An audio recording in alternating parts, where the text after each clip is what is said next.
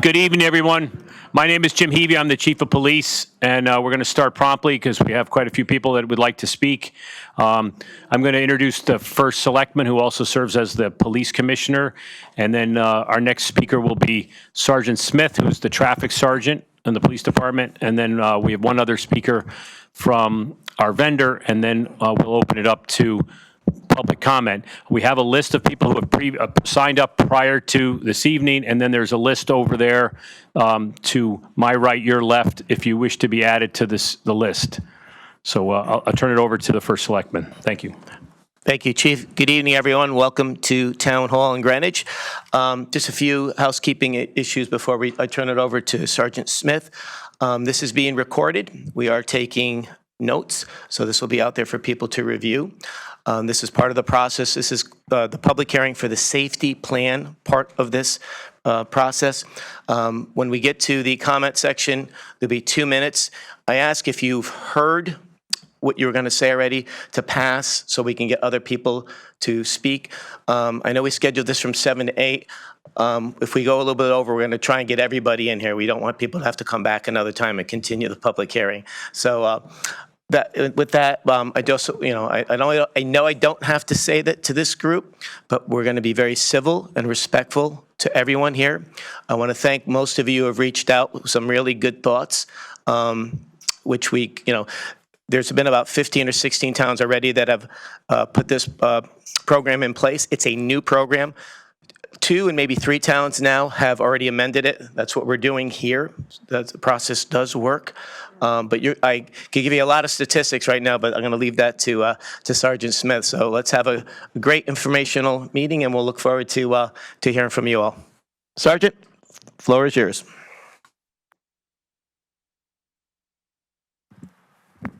Everybody hear me okay? All right, great. First of all, if you all don't know me, my name is J.D. Smith. I'm the traffic sergeant at the Greenwich Police Department. I grew up here in town. My family still resides here, so I take some great pride in protecting our roadways and our citizens. I see a lot of familiar faces out there, so it's great to see you out here and see you again if I haven't seen you in some time. What I'd like to do tonight is break up some information about the speed enforcement camera program, which we have here in town, and also break up some misconceptions or rumors that are out there in social media, that kind of thing. So I hope it's very informative for you. Just try to follow along with me, and we'll get through this.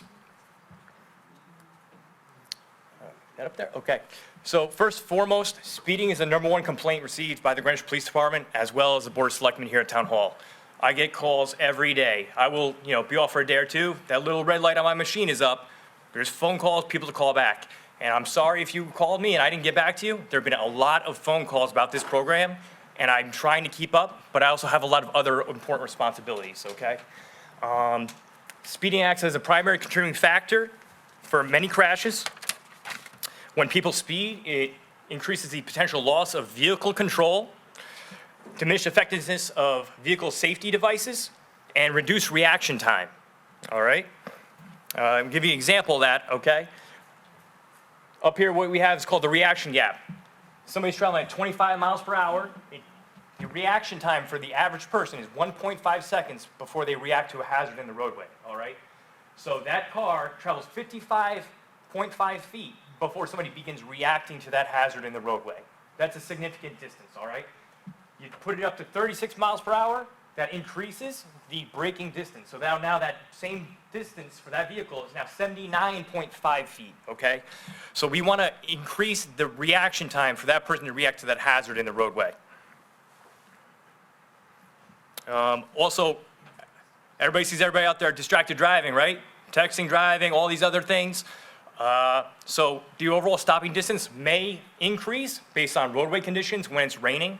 If somebody's distracted driving and driving experience. We have a lot of teenage drivers in town. They may not be used to reacting to a hazard. All of a sudden, they react and they go off the road because they're driving too fast.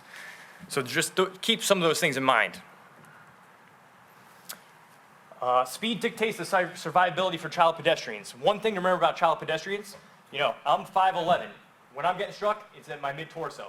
A child gets hit, they're about this high off the bumper, and it's going to be much more traumatic for that child, okay? When somebody's traveling 40 miles per hour, the survival rate for a child is 10%, okay?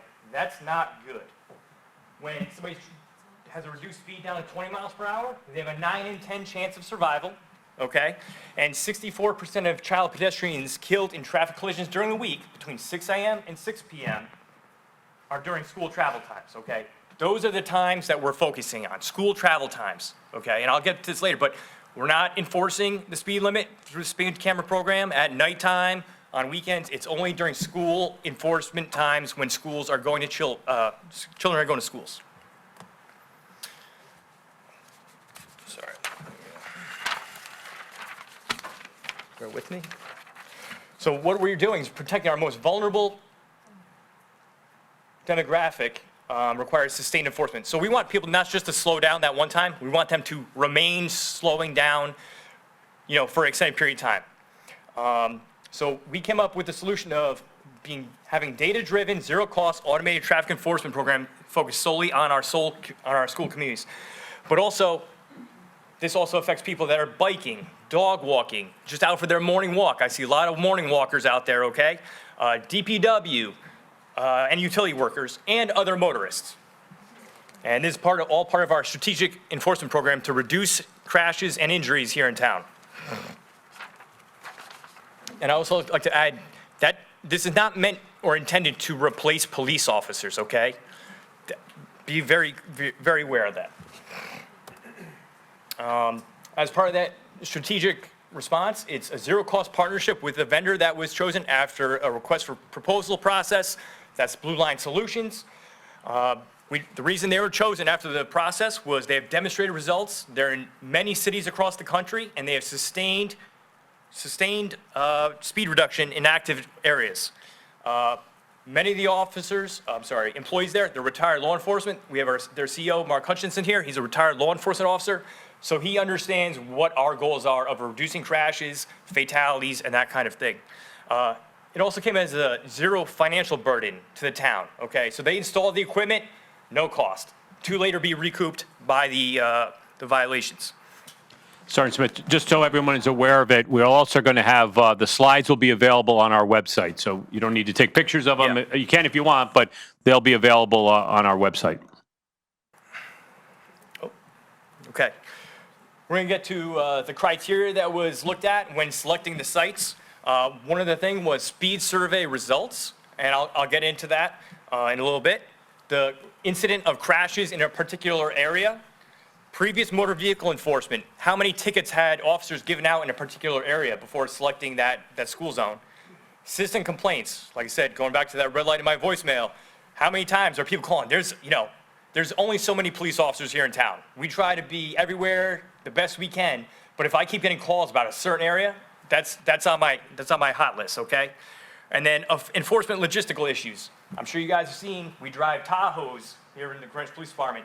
Those are big cars. To park them on the side of the road, what an officer is required to do is park parallel to the roadway to do radar enforcement, okay?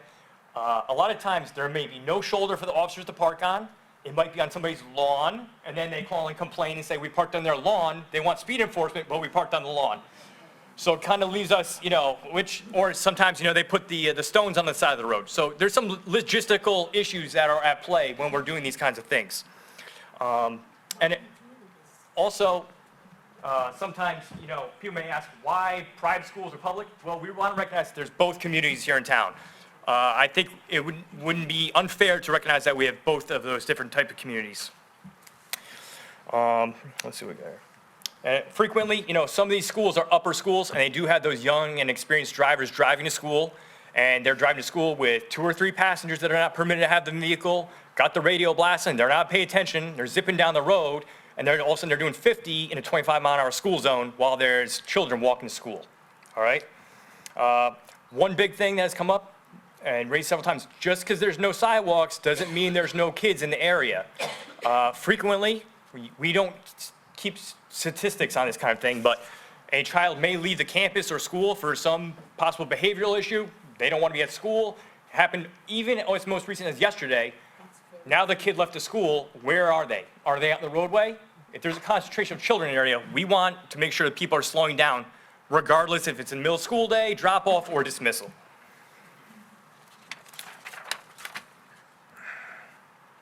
The initial pilot locations and safe corridor locations, these were the chosen ones.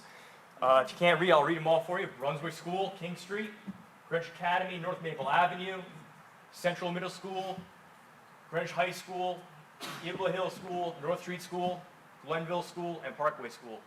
You know, the funny thing about Eagle Hill School is everybody says, oh, the school's all the way back there off the road. Well, that's weird. I drove by the other day, and there's walking trails right next to the roadway, and there's kids walking on a trail 30 feet from the road. So people should slow down. All the sites that had survey results done had results exceeding 25% of motorists traveling more than 10 miles per hour over the posted speed limit, all right? With the exception of GHS, which was selected due to the large student body. I've had people call me and say, oh, I don't see anybody walking around. Well, that was the 3 minutes of your drive to work, okay? There's people walking to the gas station. Greenwich High School, if you didn't go there, it's an open campus. You're allowed to walk around.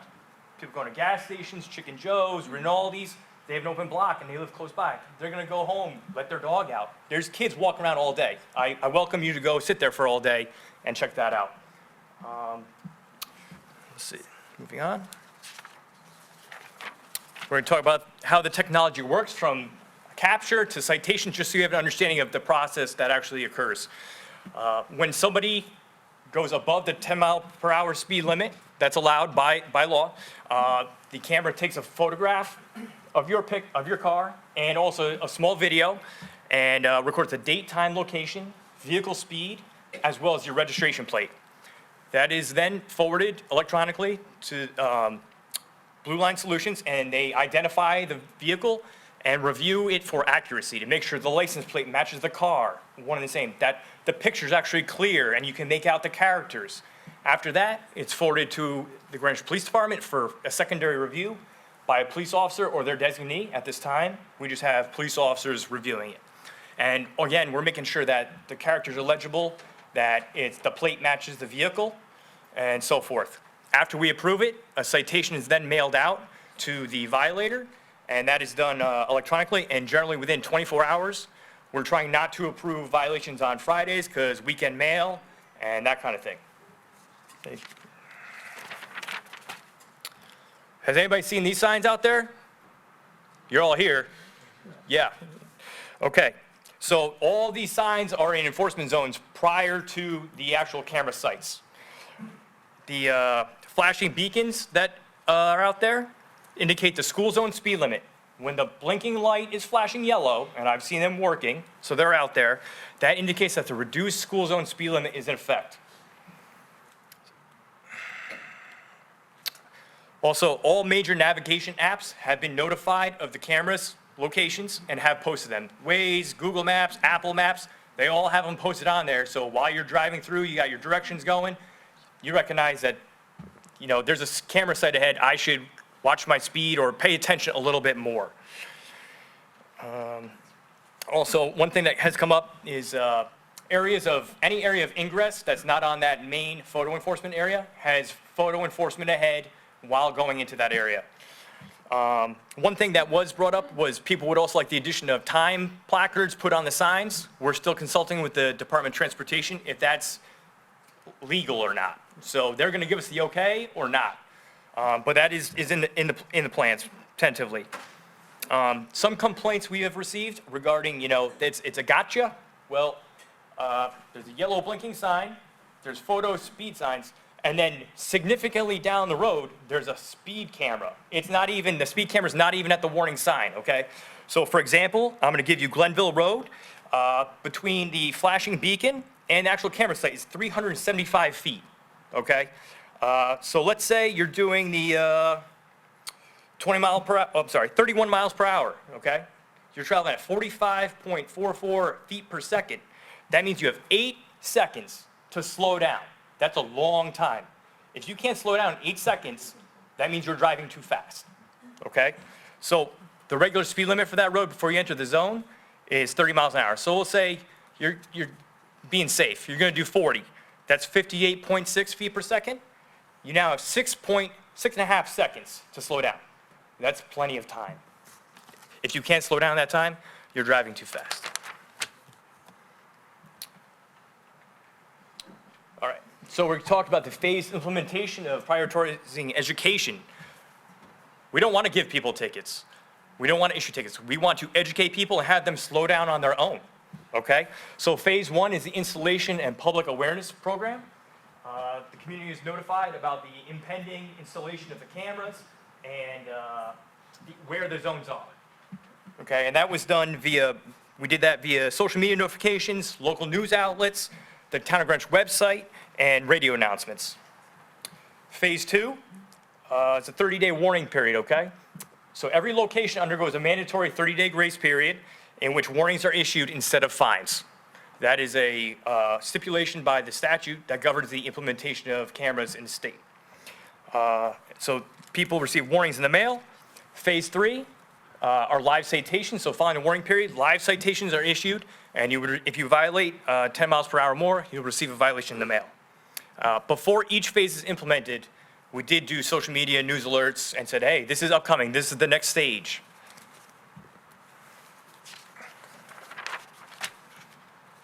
Talk about the fine and fees attached to this. So I've seen a lot of stuff out there in the social media about the fines. It's $50 for your first offense, and it's $75 for any subsequent offense. It does not go higher than that, okay? Per violation forwarded to the town for review, it's a $20 processing fee. It's not per ticket, it's per violation forwarded to the town, okay? It doesn't matter the number, it's per each one. And then for payment processing, it's $350, I'm sorry, $3. Can everybody hear me okay, by the way? I've been talking too quiet. Everybody okay? Okay, great. So it's $3.50 for credit cards or debit card processing. There's no fee for check on money order, and we do have a drop box in our lobby at the police department. If you wish to take that route, we're happy to mail them down there for you, okay? Just so you know, I'm not taking questions right now, thank you. If I should like to give you an example. If an officer stopped you for doing 36 miles per hour in a school zone, that was 25 miles per hour, you'd be subject to a $207 fine, which is reportable to the DMV. Okay, just to contrast the fines. And again, the fines were set by the state of Connecticut, not by the town, not by the police department. Also, use of the funds, a lot of misinformation about that. It can only be used for improving transportation mobility, investing in transportation infrastructure improvements, and paying costs associated with the municipal ATS, with the camera use, okay? So nothing else than that. There's been a lot of stuff out there. For the review process, so let's say you get a ticket and you would like to appeal it, the state statute stipulates that there are 6 reasons why you may contest a violation and have it overturned. 1, you're driving an authorized emergency vehicle. Let's say you're a volunteer firefighter responding to a call. Provide that proof, it's going to be overturned, okay? Traffic signal was inoperative, and it must be observable on the image. Really, that applies to red light cameras, which are also allowed in the state of Connecticut. We do not have those here in town. Complying with law enforcement direction. So let's say you're going somewhere, and a police officer's in the road directing traffic, and he's leading you somewhere. That would be an exception. Yielding to allow the passage of an emergency vehicle. It's also an exception. Your vehicle was reported stolen prior to the violation. Show us the police report or make a report, and we're happy to square that away. The device was not in compliance with required calibration checks. So that's later. That's another slide. I'll cover it. The town one big issue came up was there was a 10-day contest period. That was in the statute by the state. They said that could be the most restrictive you could be. What we're going to do is make a partnership with the vendor, and we're working towards a 30-day appeal window. That way you're away, you get the ticket in the mail, your guy didn't know, or your mail gets lost. I don't want to beat up the mailman, but sometimes it doesn't get there on time. The citation hearing will be held by a third party with no affiliation to the police department or the town of Greenwich. All right? Some frequently asked questions we have. So, will I receive points on my driving record? No, it's a town ordinance violation and is not reportable to the DMV. Do the cameras operate 24/7? No, they're only active during school days and school zone times. They're inactive on weekends and evenings and weekends. In contrast, other municipalities, very close by, Stanford, they're going 24/7. So for those people that are out there, talking about, generating revenue, this is solely during the times at which I talked about earlier when kids are going to school. It's not 24/7 like the other towns. And what speed is a violation issued? Of course, we know that, nobody can keep an even speed, while driving. You may go a little slower, a little faster, and that's totally okay. But by law, the actual law that is regarding speed camera use is no violation can be issued less than 10 miles per hour over the speed limit.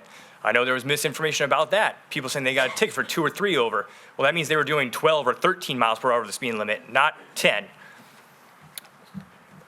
But if somebody did receive one, let me know about it, please. How will you know if you're in an enforcement area? There's clearly marked signage. We discussed that earlier. Reduced speeds are in effect when yellow beacons flash. And then how are the cameras calibrated? They're calibrated annually by an independent third-party contractor. So not the town, not the Blue Line, and not the police department, okay? And daily, they undergo a self-test to ensure that they are programming and functioning okay. If not, that camera's down, and they'll send out a technician to remedy that issue. Lastly, this type of technology is being used statewide to improve roadway safety, okay? As you can see, we have many towns here that have adopted this, and you can even see up there, some of them have amended their program, which is what we plan on doing, I've had some great conversations with people over the telephone, suggestions of what we could do better, and that's totally fine. But there's always room for improvement on many projects, especially of this size.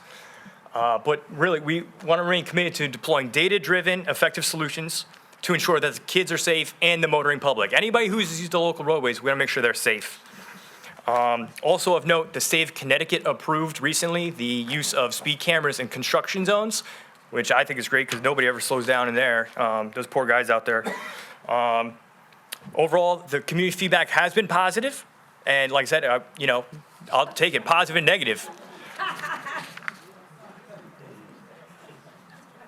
There's no questions. Overall, it's been positive and negative, but you know what? It's a learning program.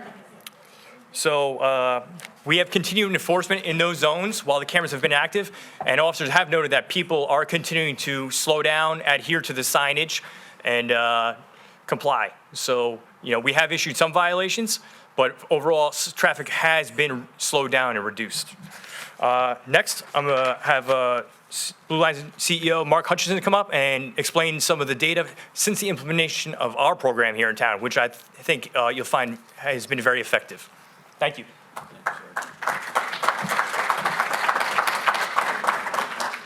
Thank you, Sergeant Smith. As he said, my name is Mark Hutchinson, and I'm the founder and CEO of Blue Line Solutions, and I really appreciate the opportunity to be here. I'm going to go back a few slides into his deck, because it's important to understand how the program is designed. It's not designed to be a money grab. It's not designed to be a cash grab. And Easy. What did we say? Respect. Thank you. And the data reflects that. That's what I want to share with you. Phase one was what we call the pre-programmed speed study. What we do is we put a radar unit out in the school zone for 5 days before the program ever starts, before anybody ever hears about the program, so we can get a baseline of how many people are speeding through that school zone on a daily basis. Then that would be pre-phase one. Phase one then, in the deck here, is the public awareness, what we call PID, Public Information and Education.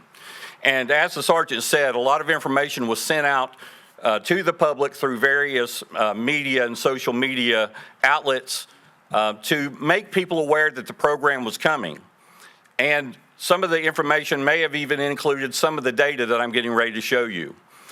After that PID phase, then there was a 30-day warning period.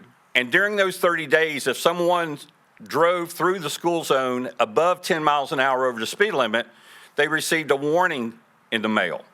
No fine, just a warning to make them aware that the program was going on and that that violation had occurred. Then after that 30 days, that's when the live citations started being issued. And that's another phase. Then we added a phase to that, phase 3, which is post-implementation. And post-implementation is in week 5 of the enforcement. So as we look at those particular phases and we start looking at the data, we have a breakdown of the schools. Now, I'm not going to go through all of these. As the chief said, this data will be made available to you, but it's broken down by school. And I'm going to pay attention, if you can see my mouse, which I don't think you can, you see Greenwich, Connecticut summary there. In those 8 schools, in the pre-study, in a 5-day speed study, only during the school day, when the flashers were flashing, there was 36,922 vehicles driving at 10 and above the speed limit in these 8 schools. During the public information and education program, when people started finding out about it, those numbers dropped to 15,319. That is a dramatic reduction in the number of people speeding. We haven't written the first ticket yet. This is just information. So that kept over 15,000 people from getting tickets. Then during the warning phase, it dropped to 14,881. So the numbers continued to drop from 36,000 to 14,000 without writing the first citation. That is not a money grab, that's a safety program. And during the enforcement, it dropped to 10,796. So you saw a small reduction from 14,000 to 10,000, but then in week 5 of the enforcement, you really see the picture of what happened. Speeders dropped to 2,863. From 36,000 to 2,600. That is a safety program. And 71.1% of that reduction was achieved without writing the first citation. It was done through public information education and a warning program. If you look at the bottom of that, those breakdowns are a 58% reduction during the public information education, a 1.7% reduction during the warning phase, a 11.1% reduction during the enforcement, and a 21.5% reduction during post-enforcement, which is a 92.2% reduction in speeders going through these school zones. That is something that the city and this community should be very proud of. This is what it looks like when you look at it on a graph. You can see the first 3 sections of that were pre-enforcement, again, before any citations were written. And the steepest part, and we see this in every community across the United States, the steepest part of this drop is during the public information education when the community first starts talking about it, when people will start becoming aware, and that played itself out in the same way here. This is what those same lines look like per school. There was an anomaly in one of the schools where some of the data went up, and I'm more interested in looking at that long term because that could have been a crash somewhere down the road that rerouted traffic or something of that nature. However, you see that all of the schools had a very significant reduction, which totaled to the overall reduction that I was talking about a minute ago. This is one of the things. I'm sorry, I'm not allowed to take questions, sir. I appreciate the opportunity to speak to you, though. This is something that I'm very interested in sharing with you as well. I call it the speed of the speeders. As the sergeant talked about a few minutes ago, if a vehicle goes 20 miles an hour slower than it previously did, that child's survival goes from 1 to 10 to 9 to 10. The child is more likely to die, 90% more likely to die at 40 miles an hour versus 20. That's how much this speed is important. That's how important this is. So from 11 to 14 in the pre-program, there was, I can't step back far enough to see, 36,900 vehicles. 36,900 vehicles driving, let's see, 11 to 14 over. 16,000, there was, let's see it. Let me back up just a second. During the pre-enforcement phase, it went from 23,000, 11 to 14 over, to 11,000 in the live enforcement, to 5,000 in post-enforcement, and a 51% reduction during the post-enforcement. So you had an 84% reduction from 11 to 14 miles an hour over. Here's the alarming stats, though. From 15 to 20 over, there were 12,000 vehicles going 15 to 20 over during that pre-study. That dropped 89% to 1,216 during this part of the program. So the vehicles going 15 to 20 miles an hour dropped from 12,000 to 1,200. Then 21 miles an hour and over, there were 1,615 vehicles going over 20 miles an hour above the speed limit in these school zones. And that dropped to 143. Again, that's something to be proud of. That is a 91.1% reduction. So the overall reduction is, in all these speed ranges, is 86.6%. So no matter how you slice the pie, whether it's 11 to 14, 15 to 20, and 21 and up, we've seen speed reductions in all of those different classes. And what that produces for the community is a safer school environment. That is what we're trying to achieve here, and that is all. My background, as the sergeant said, is as a police officer. My first fatality was a little boy named Matthew who was 10 years old. That is the reason I'm standing here today, over 30 years later. I chose to put my law enforcement experience into place by using technology to do the same thing in the 21st century. So I'm proud of the results that we've had here, and thank the community and thank the town of Greenwich for allowing us to work with you. I know that a couple of you gasped in frustration that you weren't able to ask any questions, but we're trying to follow the formats that I've watched over the many, many years, almost 40 years with the town on budget presentations, public hearings. So we have over 60 people signed up to speak. So before we call up our first speaker, Captain Smythe is going to assist you when your 2 minutes will start, and then he will tell you when you have a minute left. And then he'll ask you when your time is up. He'll indicate that. So be respectful of. Yeah. It's a little drastic the way he worded it that way, but we'll start with that. And I also want to know if you really have the burning question, we're going to remain here afterwards to answer questions, both the traffic section, Blue Line, and the command staff here. But again, we just ask people to be respectful of each other's opinions, and like I said, we'll take everything under advisement. Besides it being recorded, we're also taking notes. So our first speaker tonight is Harry Fisher, to be followed by Danielle Essen. And remember to push the button so we can hear you and record you.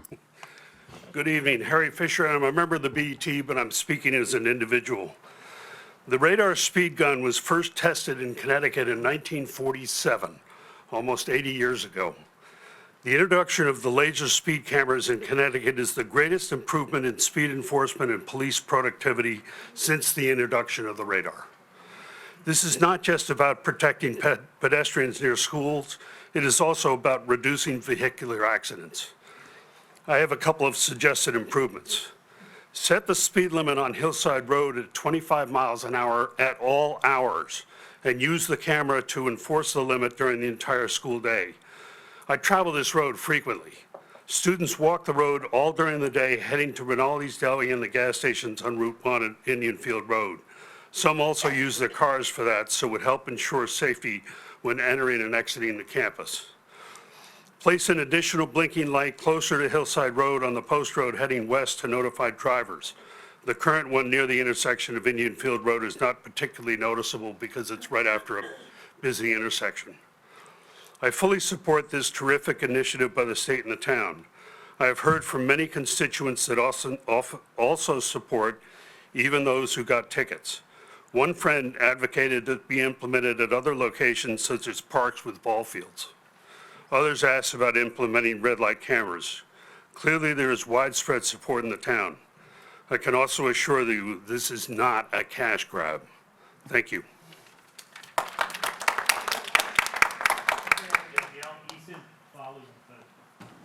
Danielle Eason to be followed by Maya Ticho. Hi, my name is Danielle Eason, and I'm on the RTM for District 7. I'm the delegate on LNR. I believe there are real practical issues that are difficult to solve regarding how drivers are notified about school zone speed changes. Signage and blinking lights are the backbone of alerting drivers about a change in speed limits, but the town is not in charge of what kind of signs can be made nor where signs are placed. The statute only requires a minimum of 2 signs to announce the speed camera. However, there are locations like Eagle Hill School where Brookside Drive and Valley Road enter after these notices of a change in speed and camera usage. Additionally, it seems unfair for drivers to have to memorize a complicated timetable of when the speed limit is lowered depending on which school zone they are in. The town budget includes updating or fixing the blinking lights, which in conversations with Sergeant Smith, I understand can be unreliable. These blinking lights being in working order is essential to the program.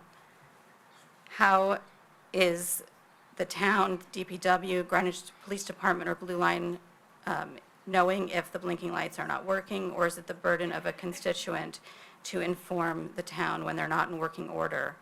I also have real concerns about privacy related to the cameras. Can other government agencies like ICE access the information? Can insurance companies or FOIA and others FOIA the data? Can another state's police department or attorney general's office subpoena the data in a vigilante justice effort regarding women's health care should someone seek care in Connecticut? Thank you.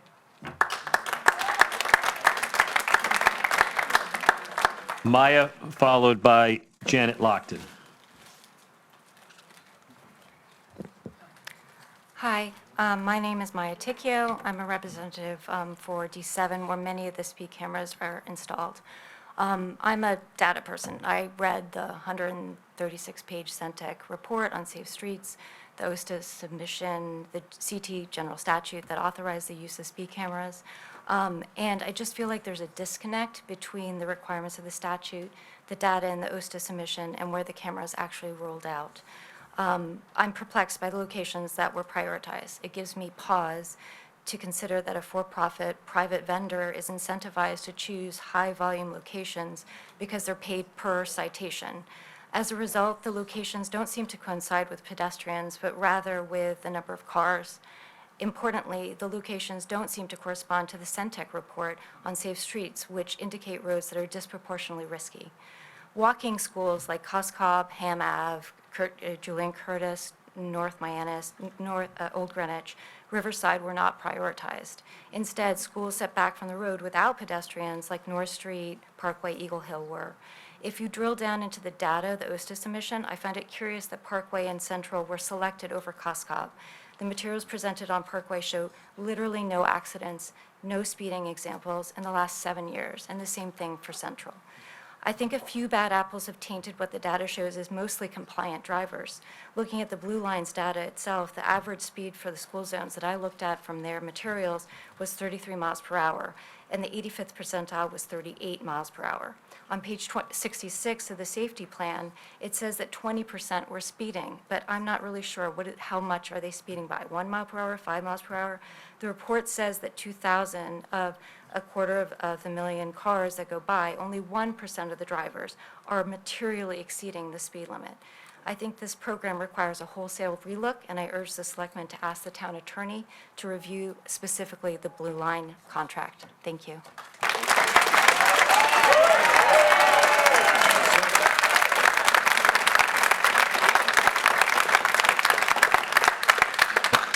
Janet Lockton, followed by Ashley Cole.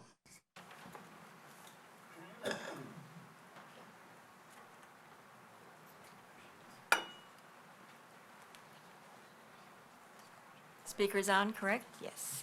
Are there handouts? I thought we were going to get handouts. I haven't started my presentation yet. Handouts about what we were discussing. No, So- this will be online, and we're taking notes. All that's going to be out there. In fact, when we hear some things that may not be correct, we're not going to interrupt anybody. It'll be answered after. Sort of, how does the public know The what to safety, say? the if there's safety no- plan is 122 pages. It is available on the police website along with the slides. They're all already on our website. It's hard for the public to make a discussion when they haven't read what's up before us. We All right, we now have I'll put that out. We have Sorry? put that out, but go ahead. All right, I'll start my comments then. Thank you very much for clarifying. I'm basing my comments on the selection of school safety zone cameras and the contract with Blue Line based on traffic volume and vendor revenue metrics rather than protecting students walking to and from school. The town of Greenwich issued an RFP for ATSD proposals and states Greenwich shall pick sites. Blue Line Solutions won the bid, placing 80% of cameras in school zones with no walking students on residential roadways with clear line of sight. None of the 9 schools with moderate to high volume walkers are evaluated. Contract gives Blue Line $20 per citation if paid or not, plus fees for processing. All interest accrued is theirs, and they can dip into the pot for repayment of installation and expenses. Blue Line holds all revenue in private banks in Tennessee. Camera selection sites prove profitable. Over 1.4 million has probably been collected until the cameras were turned off. It is not surprising that camera placement is a gold mine. Try going 20 miles an hour down a steep grade. It is impossible. And that is what the placement of Greenwich several cameras demand. There are legal challenges, serious legal challenges. All collected revenue from fines must be returned because they were collected under an invalid ordinance. Void ab initio.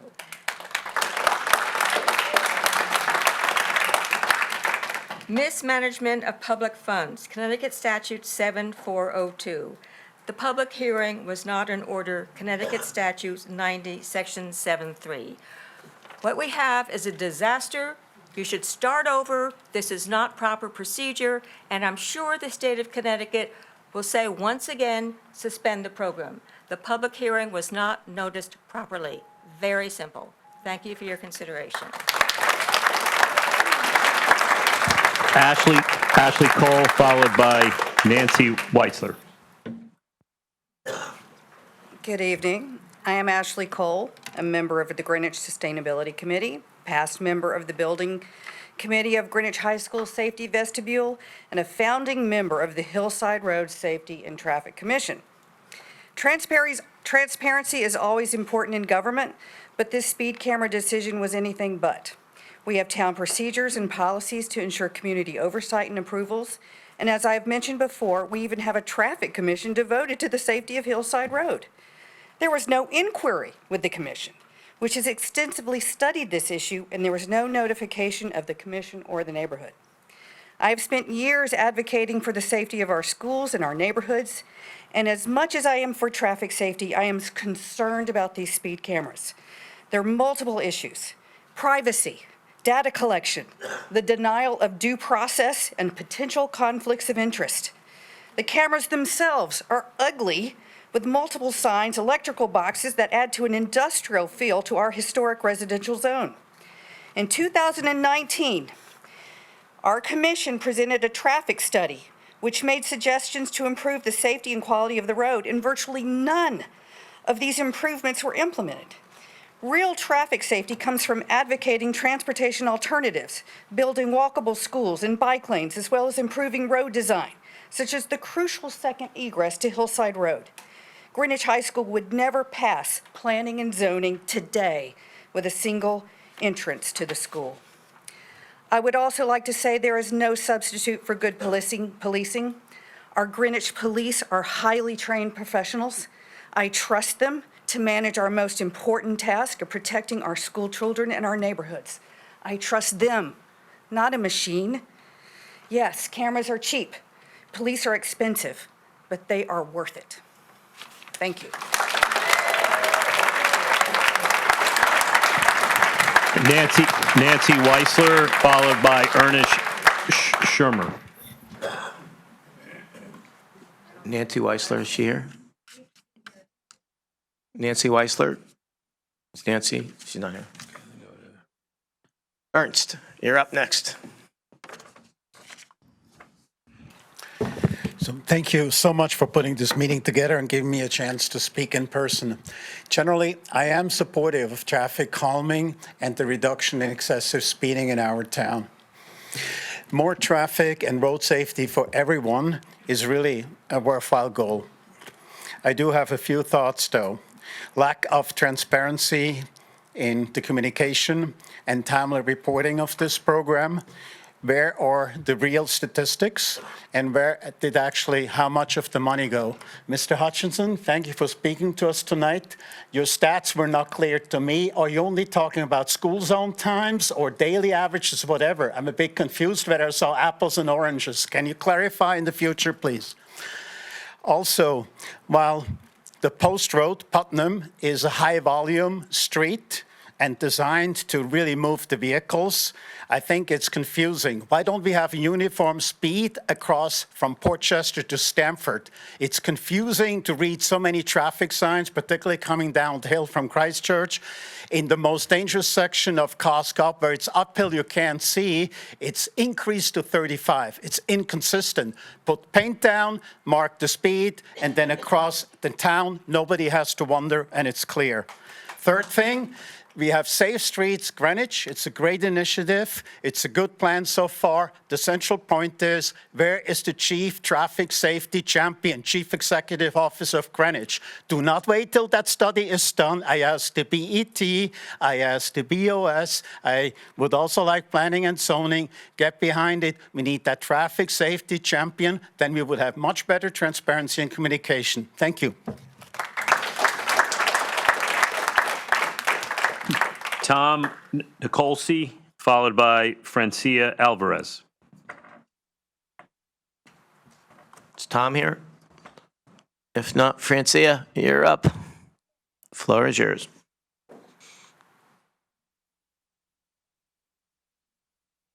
Good evening. I'm speaking tonight as a resident. I am also on the RTM and for the D12 district and on the land use committee, but I'm speaking as a resident. My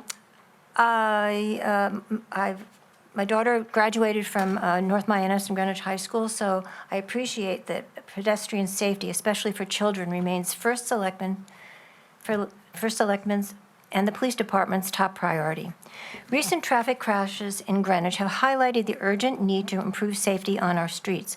Common concerns include speeding, unsafe intersections, and crosswalks. North Mianus School has two access points, Palmer Hill Road and Old Orchard Road. While reviewing the data provided by Blue Line Solutions, I noted that traffic counts were recorded using radar trackers. My question is, where exactly were those trackers placed in North Mianus? Blue Line Solutions reported over 18,000 vehicles over a 5-day period in 2024. Cars traveling down the steep grade of Palmer Hill Road can easily reach 45 miles an hour, 25 miles over the speed limit without any acceleration in a school zone. Higher vehicle speeds increase the risk of serious injury or death. The current flashing 20 miles per hour zone light near Palmer Circle protects only a small portion of children walking to school. Students do not enter from Palmer Hill Road. After crossing at Palmer Hill and Old Orchard, they walk to the rear entrance on Old Orchard. Was this pedestrian route considered in the traffic study? Families walk their precious children along the single sidewalk on Palmer Hill. Teenagers use this corridor to catch buses to and from Eastern Middle School and Greenwich High School. No child should have to risk speeding traffic to cross Palmer Hill Road from one side to the other. It is the town's responsibility to protect all by enforcing the 20-mile-per-hour school zone. I ask the town to reconsider how camera locations were determined and to add enforcement cameras as needed. The long-term goal is 0 roadway fatalities. No family in Greenwich should feel afraid to walk their children to school. Thank you.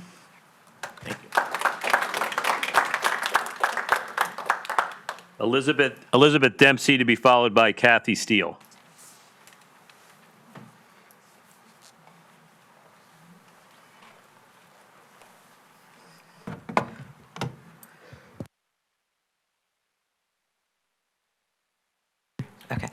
Okay, thanks, everybody, and thanks for everybody's work on public safety sitting up here, and especially our wonderful police department. I just had 2 comments that are really questions because I hadn't seen the answers to them and did kind of look. The first one, I'm really concerned about data and privacy, and it's not specific to Blue Line.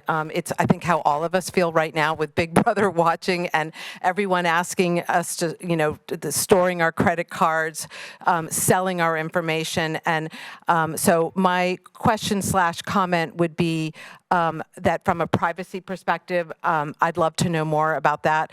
And it's a little bit of a concern to have, name, driver's license, and, there's a lot of people profiting on selling information to insurance bureaus and all of that. And so I know there's not a lot you can stop about that in this world, but it's a concern to me. And secondly, when you talk about extending it to 30 minutes, I did receive a ticket and I'm happy to pay for it.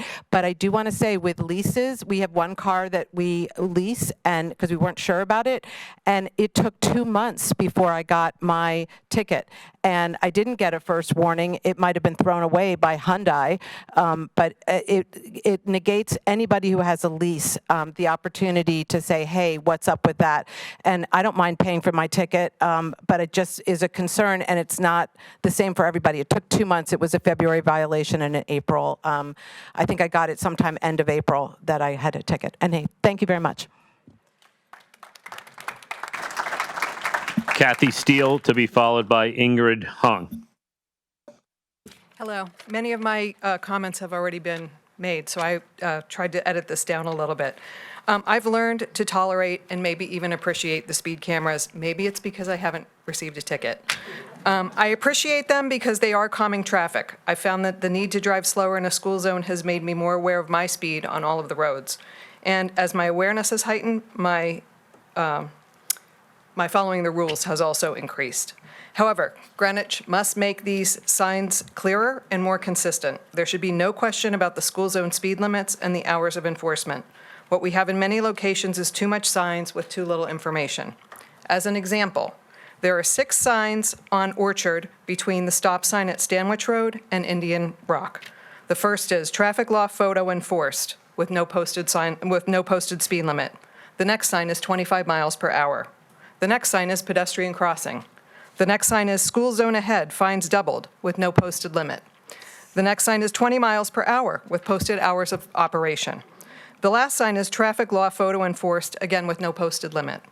I find that the most effective signs for this around town, for traffic calming around town, are the ones that I learned tonight are called flashing beacons, which do 3 things. 1, they post the school speed zone limit. 2, they report the actual speed of the driver. And 3, they have flashing lights during the hours of operation. There's no guesswork. When the light is on, the cameras are on, and the posted and actual speeds are clearly communicated.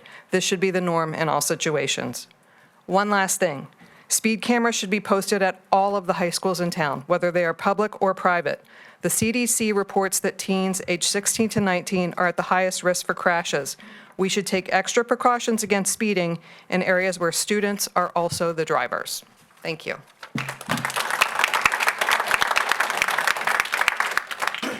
Ingrid, followed by John Erdman.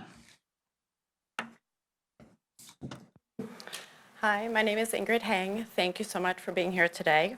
I'm a member of the RTM, and as such, I get a lot of questions and comments and complaints and thank yous from my constituents, so I'm bringing a few to you today. In addition to all the overreach concerns and a few of the other things we've heard, signage, process, length of time, there's a big concern about the surveillance and privacy issues. I know we touched a little bit upon it, but it is my understanding that the cameras are on during the school hours so that any photos are taken of licenses, and they're saved for 30 days per photo. In light of so many data breaches, despite a promise that data are safe and secure, I would like to highlight the concern over the data breaches and the sharing illegally of private information. For example, last week, as I'm sure some of you college-age people and parents, you guys know that Canvas was shut down for 24 hours, and it had a data breach that involved 9,000 schools and 275 million individuals. Their personal data was stolen, it was hacked. I'm sure Instructure, the parent company of Canvas, also promised their constituents that there were measures in place to avoid data breaches. But the hackers and AI, they get smarter and smarter. And so these concerns, bringing this camera program to town with the license plates and the photos and all of that, it makes us very nervous. So I would like to raise this as a concern that is strong enough to actually shut down this program. We love the police. You guys do such a great job. You stand there, you hand out tickets to speeders. That seems to have been working, maybe not all the time, but it seems to be a much more organic way of dealing with this problem than these cameras. So, and we also, people brought up the 23andMe and what to do about if this Blue Line Solutions, no offense to you, I'm sure it's very lucrative, it sounds like it is, but in case it goes bankrupt, like 23andMe did, what do we do with all that data? So thank you. John, followed by Burke Dempsey.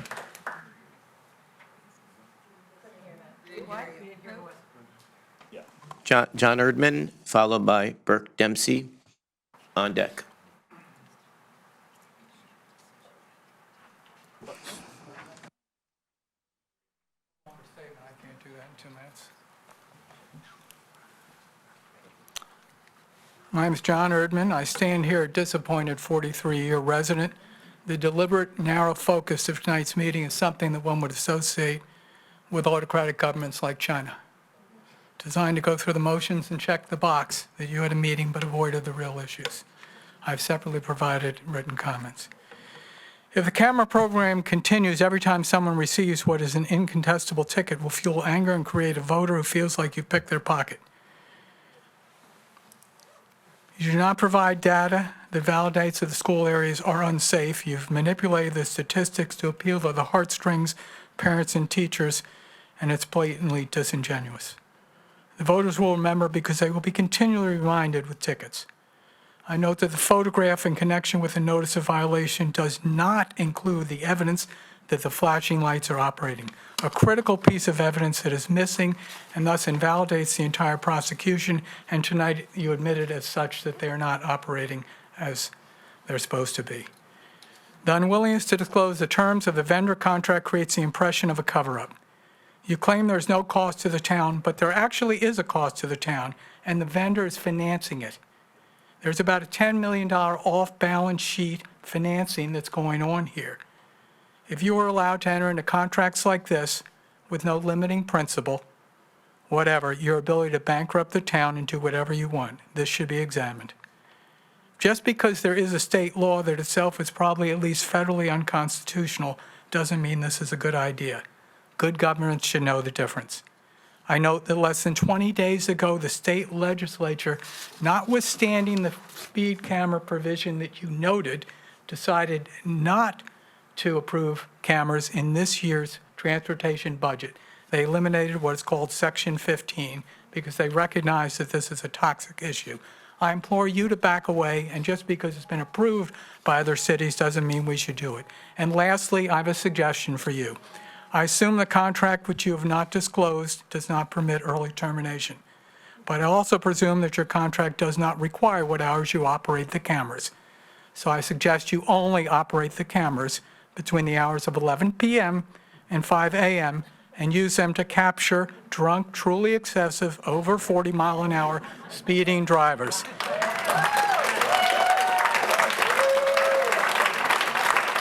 This would actually make Greenwich safer. Thank you. So before Burke steps up in the batter's box, I just want to remind people that the silence you hear on this side of the dais is for a reason. We want to hear from you. We've heard some things already that are not true and some insinuations that we will answer, but we want, God bless you, we want to make sure that everybody is heard tonight. So please don't take the silence, God bless you, silence as something as admitting guilt or other statements that are not true. So thank you. Burke, you got the floor. Thank you, Fred.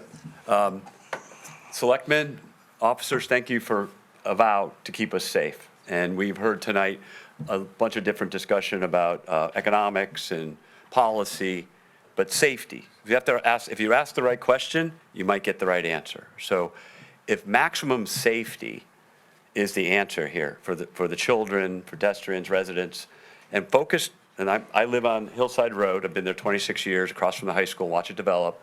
If you want maximum safety, we are sitting in front of a very, very big issue. I think this group knows this, and maybe most of the audience knows this, that there's a bridge going in a couple of years, and we have the speed cameras, and there's not that many people that speed because then drop off and pick up. There's not that much speed that goes on. I saw on the stats, it's Hillside Road's very low. And that could lull us into a big vulnerability. And we know in that study that Ashley just flashed that there's a big problem, one egress. So my point here, it seems like I'm drifting off here. We have a much bigger safety issue that we need to tackle. So the speed cameras, they're on my yard. They're literally on my property.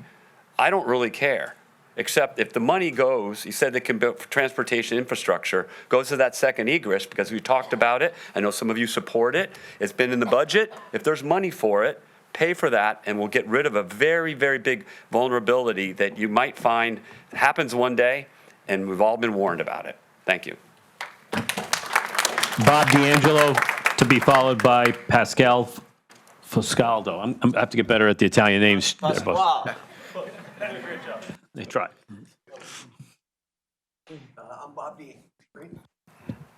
There we go, sorry. I'm Bob D'Angelo. I'm co-chair of the Active Transportation Task Force with Vin DeMarco here, and a certified bike instructor with the League of American Cyclists. One of the things we do is we spend a lot of time in the schools teaching bike and pedestrian safety clinics. The last couple of days we were at Coscob School and North Minas School. All the instructors that we work with were all Greenwich natives, and we grew up in a time when nobody wore helmets at all because they weren't even invented back then. And Greenwich was a pretty safe place. We rode our bikes all over town, to the parks, to the beaches, all over, and really nobody got hurt. And when we give the safety clinics, we open with a line to say things are totally different now for young kids in school. There's a lot more cars, there's faster cars, there's bigger cars, and the real culprit out there is a cell phone, distracted driving, people just driving distracted driving. So we say that they have to own their own safety. Town has a responsibility to provide some safety for it. In our clinics, we have a simulation of a white crosswalk, the hatched crosswalk, where, we talk about push the button, you wait for lights. What don't you do when it says you can go? You don't step off the curb there. One of the most dangerous intersections where I fear we're going to have a fatality is Mallard Drive in Greenwich High School. The speed, it's a downhill lie. Guys are running red lights. Kids are walking off there, not even looking left, basically. So I think all of us in the room here, I think we owe it to the kids and prevent that young boy or girl at Greenwich High School or whoever they may be from getting hit by somebody that's driving way, way fast. And I think the cameras can help slow down the speed on that downhill lie and give that boy or girl a better chance of making it out alive. Thank you. Pascal, followed by Jan D'Angelo. It's Pasquale, but I love you. I love you trying. I love you trying. Just want to say thank you, Fred Camillo, the entire police department, select women, for hosting this. I think it's great that you're getting the positive opinions or negative opinions and listening to the entire town, but also mostly thank you for the Greenwich police officers that keep our town safe every day. It's a hard job, and so really appreciate you all being out there. And I really appreciate that these cameras put your time into more important things than pulling over a 16-year-old kid in a Tesla and who's going 50 miles per hour down Putnam. So I appreciate that this is giving you more time and is helping our government run more efficiently. I should mention, my name is Pasquale Fiscaldo. I am now a member, I think I've disclosed that, of the AI task force, although we haven't met yet, so impromptu. I live in Riverside. I'm a 38-year resident of Greenwich. I went to Greenwich Public Schools, went to Tom's Driving School, got my license in this town. I've been in a car accident in this town. I've been in multiple car accidents in this town, most of which were due to excessive speeding or not paying attention. That was before we were able to text on a smartphone as well, too. I'm going to be really fast here because I have 1 minute left. I'd really love if for the rest of the time when people introduce themselves, especially with negative notes, if they say whether and how many tickets they've already received. I'm sure it's easy to complain about something as it impacts you. 36 miles per hour was on JD's slide before. Cars are not going 36 miles per hour down Putnam. It is very easy to go 45, if not faster. And then love the data that is proposed over opinions tonight, but the cameras are definitely working. People are going slower. The data is speaking for itself. And that said, I think the paid per citation question that came up, there has to be an incentive for implementing and spending money into something so that we receive a return on our investment. If data is driving future results, and all the people that I invited to come with me tonight are texting me saying put cameras on every single one of our streets, right? It's going to make them drive slower for people who do have young kids in this town. Milo, thank you for coming tonight, bro. I'm out of time. Thank you, everyone. Jan D'Angelo, followed by Karen Fasliotis. Hi, I'm Jan D'Angelo. I was editing my notes right to the last minute, so I might have it out of order. But I think we all agree that our streets need to be safe. There is a lot of speeding and distracted driving in town. This is the most complaint of all the town forums. So one way we could slow our streets down without cameras is for everyone here and in our town to pledge to drive the posted speed limit and to pay attention. And this is a quote. We were at a forum last night for Safe Streets to School, and this was a quote. "Getting to school safely should not be an aspiration. It should be a baseline." Thank you.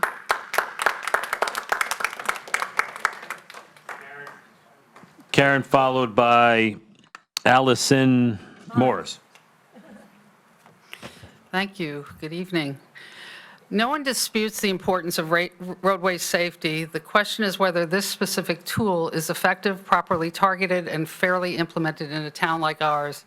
On all three counts, the answer is no.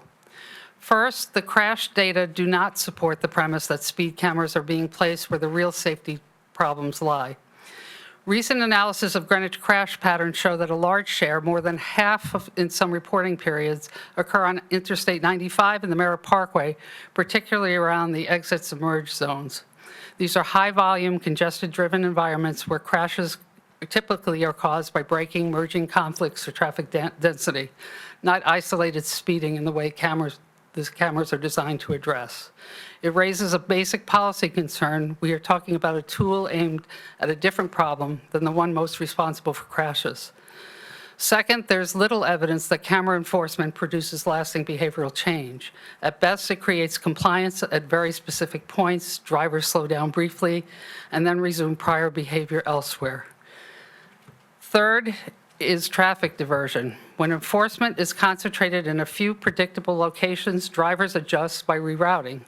In Greenwich, that means spillover traffic on parallel roads, often on residential streets like mine, and local arterials that were never designed to absorb high volumes.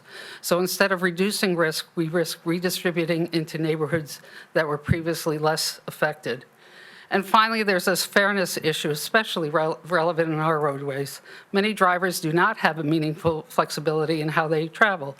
Commuters, workers, employers move along fixed corridors like Route 1, North Street, I-95 access points. These individuals will bear the disproportionate share of citations simply because their travel is less constrained.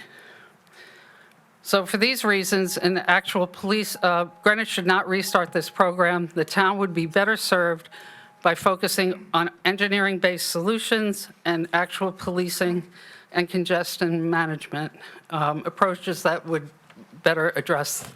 I also have a petition that was signed by over 1,700 people to present to you tonight as well.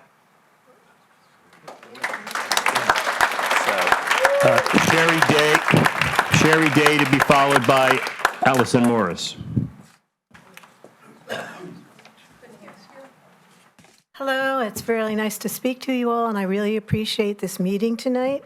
I wasn't prepared like a lot of people, but after listening to what everybody's been saying, there is an area on Putnam Avenue between Orchard Street, Mead Avenue, and Putnam Avenue that's extremely dangerous, where there has to be something put there to slow down traffic all the time, because there have been numerous accidents in that area that I've even seen, and also where Suburban Avenue comes into Putnam Avenue.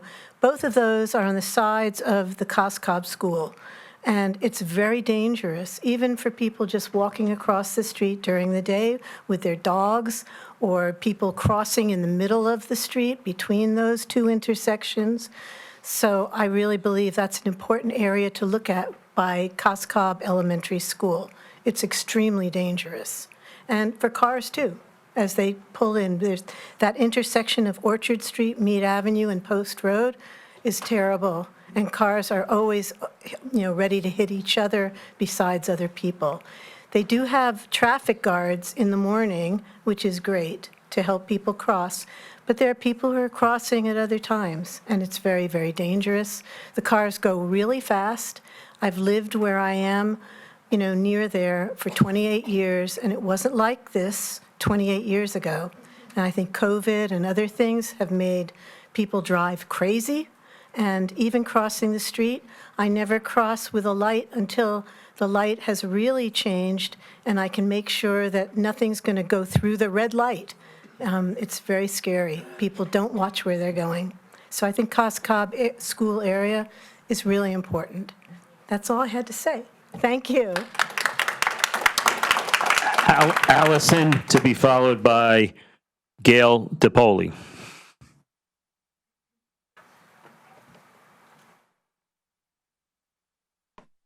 I'm Gail DePoli. I'm District 12 RTM member on Health and Human Services, but I'm here as an individual that's a lifer in town and live on Sheep Hill Road. And I'm a part-time commuter out of the Riverside Metro North Station. And it just baffles me on how one of these cameras was not put in the area of Riverside Avenue between Eastern Junior High and Metro North, because that is the time of day when the kids are going to school, when people are also running late for their trains, and people are blowing down that road like mad. And there's kids going to Riverside, kids going to Eastern. And I'm also a recipient of a citation that I got no notice about because I was in a rental car, and I got it 2 months later in an email that hit my American Express card. So guilty as charged, I paid it. But that was on the Post Road. As far as the neighborhood and Sheep Hill Road, we're also the cut through from 95 to Palmer Hill Road whenever there's an accident on 95. You can't even drive down the street. People blow through. I live at the three-way stop at the top of Sound Beach. People blow through those stop signs. I know there's a police officer on occasion that sits on Lakeview and nabs the people in front of the corner house diagonally across from me. I offer my driveway to stay in my driveway because everybody blows through the one in front of my house. I can't even get out of my driveway. And that, also, they turn on two wheels at the top of Sound Beach Avenue to get on Sheep Hill. The kids go to North Miami School down these streets. In mass. I mean, it's really sad on how fast people go, and we don't have anything there other than the speed bumps, and we do have the flashing light. It's too dangerous. I have a hard time crossing the street when I'm walking. You know, we have sidewalk on one side of Sheep Hill, we cross at Riverside Lane to get the sidewalk on the other side. It's dangerous. Nobody stops. No, they don't slow down. There's a slow down sign in front of Lanzarone's house next door to me. That sign might as well say speed up so you can blow through the stop sign, because that's all it is. And it's extremely dangerous because of 95 and because it's a cut through, especially on a Friday afternoon going to Stamford up Palmer Hill. So I thank you for your time. Jean Barton to be followed by Pierre Gordon.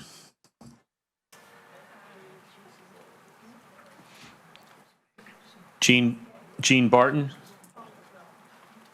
Then Pierre Gordon. Oh, sorry. All right. So I'm Jeannie Barton, and I've been a Greenwich resident for 38 years. I didn't expect to speak tonight. I just signed up, and I wanted to hear what was said, because people who've gone before me are so organized and are basically saying, I agree with them a lot. I think the signage is confusing, especially on the Post Road. I'm afraid, since this program began, that I'm more likely to run over somebody because I'm trying to read my odometer, the signs, and then my GPS tells me the speed limit.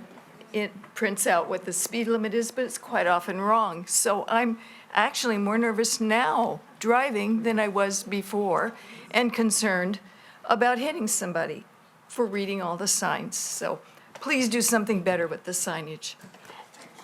Thank you.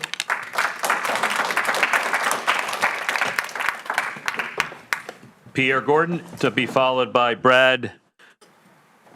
Where's my pronunciator? There's a Brad. You know who you are. You're next. Nope. Okay. Green light. Very good. Can you hear me now?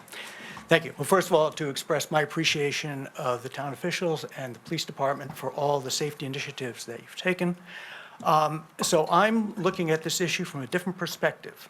Lived in Greenwich over 27 years. The last 20 years of my career, now retired, I worked in the cybersecurity industry and have been an advisor to executives in government and the corporate sector. My concern is about the hackability of traffic cameras. They fall within that area we call Internet of Things. These devices include utility controllers, manufacturing systems, and so forth. Traffic cameras, too. It was recently reported during the Iran conflict that the Israeli intelligence were able to hack, over the last 2 years, the traffic cameras of Tehran, which allowed them to develop the patterns of where the regime would be at each point in the day, and we all know how that turned out. So I'm concerned not so much about missiles flying around Greenwich, but I'm concerned because these capabilities that the Israeli intelligence, we well know, have great capabilities in this area, are also used by criminal elements. We've certainly heard stories in the past of criminal elements using Facebook posts of children to find out when residents were away and then burglarizing their homes. My concern now is about these traffic cameras, and address my questions then to the owner of Blue Line. What tests have you done to guarantee the safety of the data sets you have, of the non-hackability of your traffic cameras? And my concern is that in trying to make our schools more safe, are we making our residents less safe? Thank you. Brad to be followed by Patrick Hale. Brad Radolovicki. Thank you, Brad. Appreciate that. Patrick Hale to be followed by Kim Dane. Patrick, you're up. You have the floor.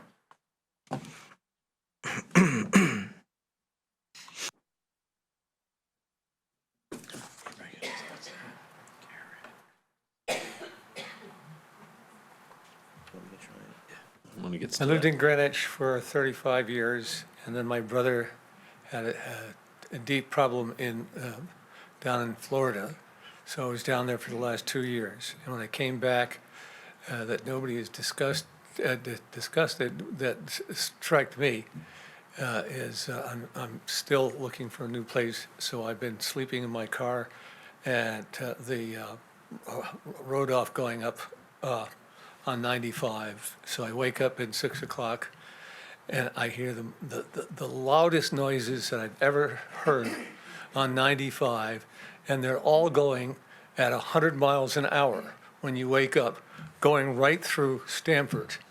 And that has gone into 95 here, and what I'm listening to, I'm saying is that nobody's understood either how that's going back when they come into the roads inside of Greenwich, and I'm seeing a lot of that too. And that's my only comment, is that and you know too that in the afternoons during the rush hours, there is nothing rushing except everybody trying like hell, but they're not going any very far. And it seems to be very, very dangerous. And that has to be started to consider what to do about it in the future. Thank you very much.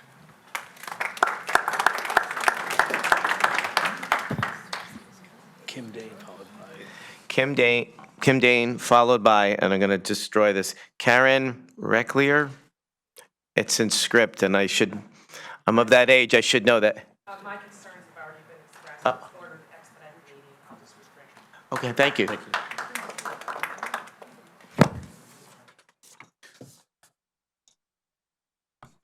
Suzanne Sherman to be followed by George from River. Ritz. Ritz, yeah.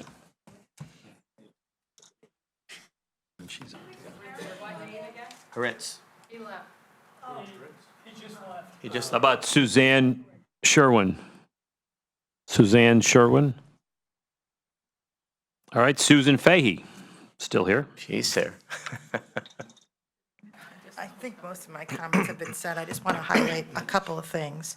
So good evening to Chief Heavney, Selectman Camillo, Select People Rabin, McGuigan, and prominent other guests and neighbors. I was rising tonight mostly to speak about process. I consider Fred Camillo a dear friend, and I've always had a great respect for Chief Heavney and our police force and their efforts to keep our towns safe. However, it was a surprise to me and apparently 500 of my closest friends and neighbors when the speed cameras were first installed, without hearing about them or a public hearing or through our legislative body. I'm grateful for this public hearing and for all of you to be listening. While I have no personal dog in the race, as an elected official and chair of D11, which houses many cameras, I felt it was my duty to stand and share some of the emails I've received and beaten up about during dinner parties, cocktail parties, and remarks that were at times relentless. The ratio of people for the cameras versus against was almost 100 to 1. Concerns about information shared, which I think people touched on, pushing on to insurance companies and those concerned with ICE, as well as Big Brother overreach and FOIA were some of the highlights.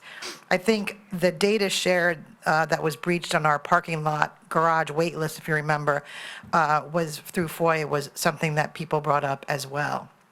While I think it's important to have safe streets for our community, we've heard tonight about enforcing speed cameras during school hours. But as the comments have come in, and I know them to be true as I drive in the area, Greenwich Academy in the morning and afternoon hours, there are 2 policemen and there's a ton of non-moving traffic. During non-school hours, people do speed, and that might be a better time to have your cameras in place. The same goes for North Street School. It is backed up for miles. We heard about them during the budget meeting as the principal came to our D11 meeting to discuss that with us due to the school start times. So again, during school hours, during school pickup and drop-off, there's a ton of traffic, but not during other school hours. Consistent signage is something I hope you look into. Sergeant Smith did discuss it, but we do have, oh, shoot, okay. Thank you. A couple more seconds. I'll share the rest via email. Can I just say one quick thing? This is going to come before the RTM in June, correct? Yes, And I it- think that everyone should know that as Yeah. well. And the RTM will be able to vote it up or down, correct? God bless you. Yeah, absolutely. Yes, Thank you. this will come before the RTM. That's part of the process. Thank So- you, thank you, Susan. Vin DeMarco's next, followed by Philip.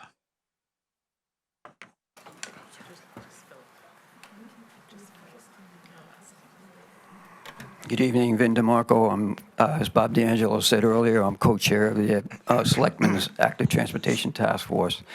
We're looking for solutions, try to make it safer for everybody using our roads in town. I'm like lifelong resident, been driving for 55 years, biking for longer than that. But I was a car guy, a hot rod guy. I had that attitude. I wanted to drive fast. I wanted to be able to, get around town and show off and all of that kind of stuff. I think we have a behavioral problem, obviously, in town. People with, fast cars, beautiful cars, they want to drive them fast. So I think we all have to. This is instructive. I think this is really instructive. The speed camera, if you want to call it an experiment, you want to call it whatever you can. It has been instructive, and it has done something to behavior. We can all see that. But I think we all have to look in the mirror and say, well, how do we use automobiles? Is it really that important to get there 30 seconds ahead of time or 30 seconds after you're supposed to be there? I mean, safety is what it's all about. So I think we should all look at that and think about it. Let's prove that we don't need speed cameras. If we can prove that, then we've done something with behavior. Thanks. Philip to be followed by Amy and David West.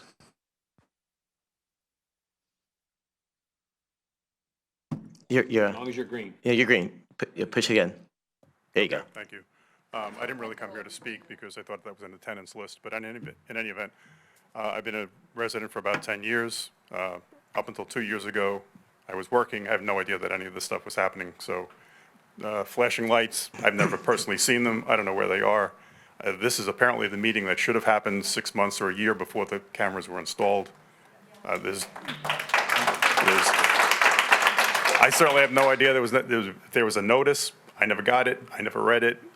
Wasn't aware. One day they showed up. I live off Stanwich. It was a surprise to me. I did get a fine. I did pay it. But really, if you want to talk about enforcement, there should be real enforcement. Someone said that the ticket fine would be $200 or more. Let it be $200, 3 points, whatever the heck it is. That will stop the issue, in my view. Thank you. The West to be followed by Kelly Thomas. I actually have questions, but can I do questions at the end? You want to do questions at the end? We're going to be available after if you have a direct question. If you just want to state them here, you can. You- I'll do it after. Okay. Kelly Thomas to be followed by Alice Duff. Oh, okay. Good to hear from you anyway. Alex Robertson. Wayne Scott. I saw Wayne out there before. Did he leave? He may have left her. Francia Alvarez from Nimitz. Oh, okay. Robert Meehan. I thought it was an attendance sheet. Okay, no problem. 20 push-ups. You say this? Oh, my God. All right. Wilcox? Is it Mr. Wilcox? That is Jonathan Wilcox. Did he leave? Jonathan left? Or? Kara Philbin. Let's see, Kara. Ted Walworth? You said I could skip over Ted Walworth. I never said to skip Ted Walworth. First, Kara is here. Ted, you're on deck. Kara's in the batter's box. Sorry about that. I didn't see it, Kara. Sorry. Hi, Kara Philbin. The reality is this is not just traffic safety. Although well-intentioned, civil liberties cannot be sacrificed for safety. That speed camera on the corner isn't just watching your speed, it's logging your life and turning public record into a digital net smart city surveillance state. Modern automated license plate readers and speed cameras have morphed into the backbone of a massive automated Internet of Things surveillance grid. They log, scan, record, and store the location of every passing car, creating a 24/7 digital footprint of where you live, work, visit, creating a permanent, searchable record of your movements without a warrant or probable cause. It treats all citizens as suspects, and it is a foundational tool for the dystopian smart city model, allowing for continuous automated monitoring. This is a quiet violation of civil liberties. The systems act as a dragnet, tracking you without warrant or probable cause, which the Fourth Amendment is supposed to protect. It's massive data mining, often used for revenue rather than safety, with AI potentially flogging faces and walking patterns. Because of this intrusion, high courts in states like Missouri have previously found automated enforcement unconstitutional, and others like Texas have banned them, deeming them illegal, predatory, and a violation of the right to confront your accuser. These systems are not legally settled. In fact, they have been deemed illegal or prohibited in nearly a dozen U.S. states. Legal experts are challenging them on due process grounds, arguing they force citizens to prove their innocence rather than the government proving guilt, with many cases being dismissed in 2026. Beyond privacy concerns, beyond privacy, cameras and accompanying tech installed near residential homes often emit strong radio frequency EMFs. These emissions can exceed safe exposure levels, particularly when placed near bedrooms, potentially causing long-term health risk for families. According to some studies on surveillance tech, Greenwich has flock cameras, 5G, and AI black box monitors in front of most homes throughout Greenwich, and of particular concern are Lake, Burying Hill, Round Hill, Hillside at the high school, and the towers between Conyers Farms, Merritt, between North and Lake, and Camp Simmons, which brings serious health risks into our homes. And please vote, email your RTM, all RTM, and tell them to say no to this safety action. Thank you. Ted to be followed by Gail, and then Blaze will be on deck.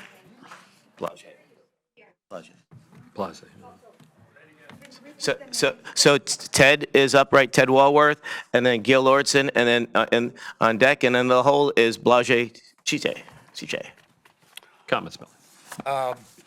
Fred, I believe the termination clause in the contract is 7 days.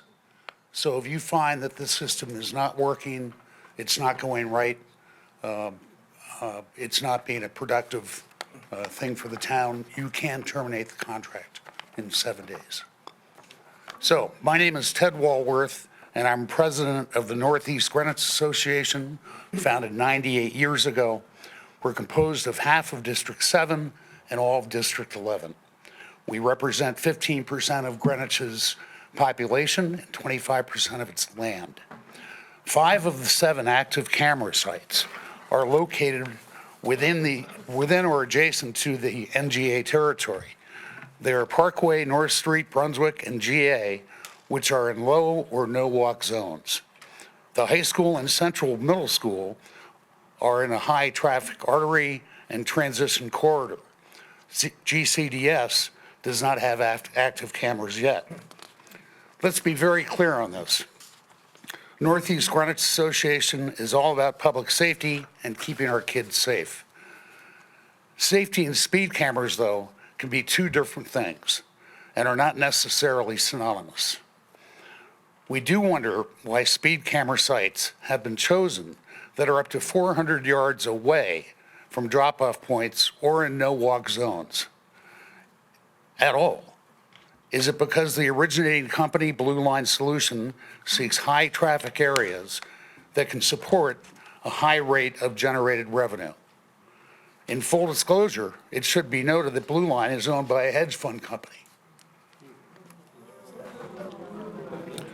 Would children be better served by offering the product in a denser pedestrian area such as Julian Curtis, Coscob, Old Greenwich, North Mianus, Riverside, Ham Ave, Eastern, and Western, where kids are walking to school? The signage on the camera sites is terrible. It is totally confusing, operational time cited in small print, and hard to read. The flashing lights do not seem to work in conjunction with the marked times of operation. Equipment noting the speed should also be provided. There has to be consistency and has to be cleared up effective to be effective. Maybe placing cameras where you need them most would be more beneficial to children's safety. Current placement is detrimental to our residential neighborhoods. I'll let you go over a little bit. Okay, I've got one more sentence. You went way over. I know. One more sentence. All right, one more sentence. For those citations that qualify after review by local enforcement, it really looks bad to have to send the payment to Chattanooga, Tennessee. The payment goes directly into the Blue Line's bank account, not a qualified public depository run by our town controller. It creates a perception that makes one want to call this Speedgate. Gail? Thank you for the extra time. Thank you.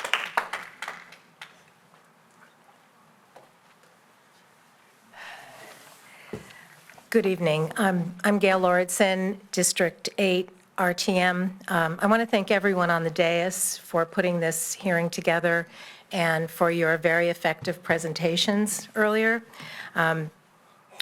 I am all about safety. I want everyone to be safe, and I especially want our children to be safe. I want to say that I want to try to cut my time down a little bit. I agree with everyone who spoke in opposition to the cameras with regard to the preliminary analysis that was done, the signage, the data, the placement of the cameras, and the defective notice of this hearing. What I would like to add is just my own observations and thoughts that the cameras, you say they're active, they're recording speeding during school zone times. However, the cameras can record every car, every day, 24/7, driving through school zones. Does Greenwich have proprietary ownership of that data, or does that become the property of Blue Line? And what can you do with that data? Who are you selling it to? Are you selling it? We don't know. I'm not okay with increasing surveillance and creating a nanny state, and to add insult to injury, paying for it with fines. And by the way, I haven't paid a fine. I haven't gotten a ticket. In 2020 and 2021, the Greenwich Board of Ed sold the liberty of our children and teachers for millions of dollars of state-distributed COVID funds. Now we're looking at collecting potentially millions of dollars by once again sacrificing our liberty and privacy. It was a terrible mistake in 2020, and it is a terrible mistake now. I support the removal of all speed cameras as well as legislation against all townwide or targeted surveillance and data collection. Thank you.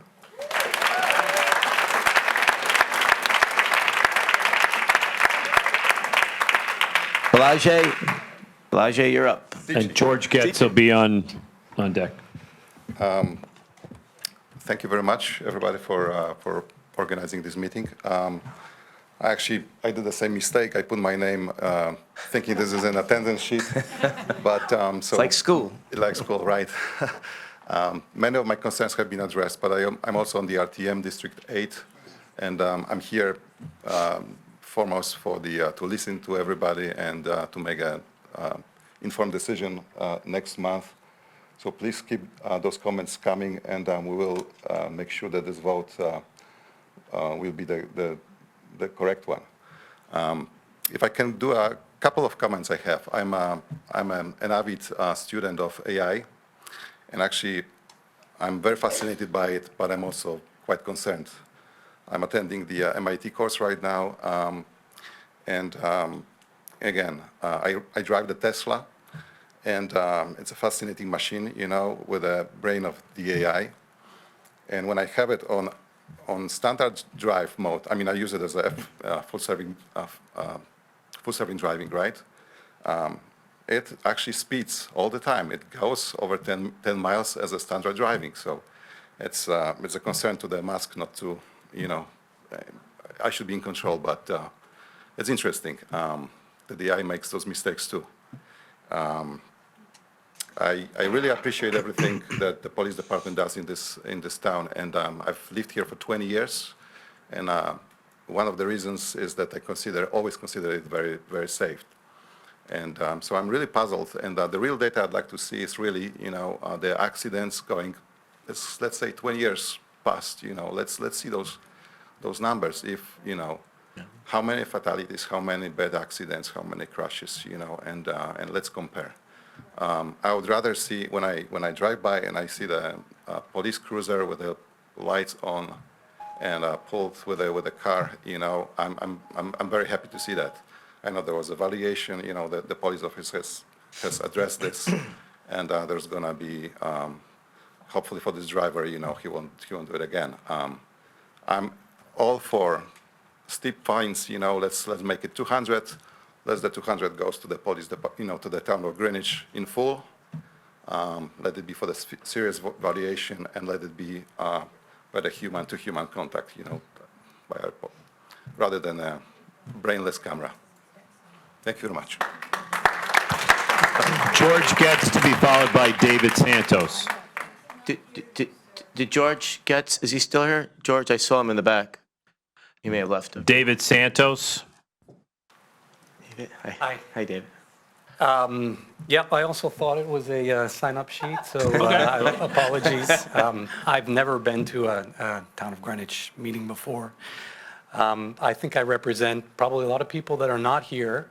The reason I came is because of the reaction that I have to the cameras, which is, for me, a strong reaction. I very much support our police department.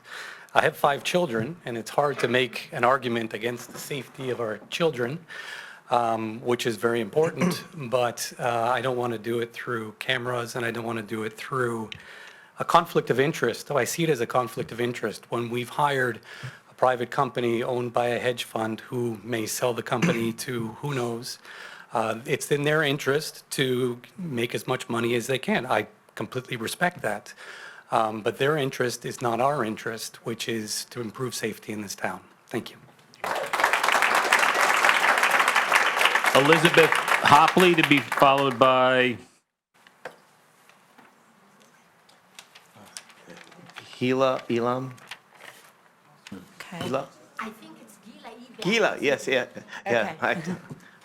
Hi. Hi, my name's Elizabeth Hopley. I'm a Greenwich resident and RTM member from District 11. I'm the board president of the Greenwich Tree Conservancy, as well as a board member of Scenic America. The proliferation of signs around this speed camera program make the roads more dangerous for drivers as well as pedestrians. Signs are built to be in the line of sight for drivers, and they are distracting by design. Take the school zone in front of North Street School, which is close to me. Just in this single school zone, looking at both sides of the road, I passed 16 signs and 2 cameras. That's 18 distractions from the road just in the frontage of North Street School. And in each direction, there's also one school's speed limit sign that also features a digital readout of your speed, which is extra distracting. The National Highway Traffic Safety Administration showed that taking your eyes off the road for more than 2 seconds for any reason significantly increased crash risk. And then there are home values. A University of Pennsylvania study in 2011 found that homes that have excessive signs in front of them are correlated with significant depreciation in home value. And then there are the environmental concerns. Road signs necessitate removal or excessive pruning of our beautiful roadside trees to make each sign visible. Removing trees negatively impacts air quality, contributes to erosion, and changes the bucolic character of our town. But most of all, signs are unnecessary visual clutter that distract us, make us less safe, and mar the scenic beauty of our town. Thank you.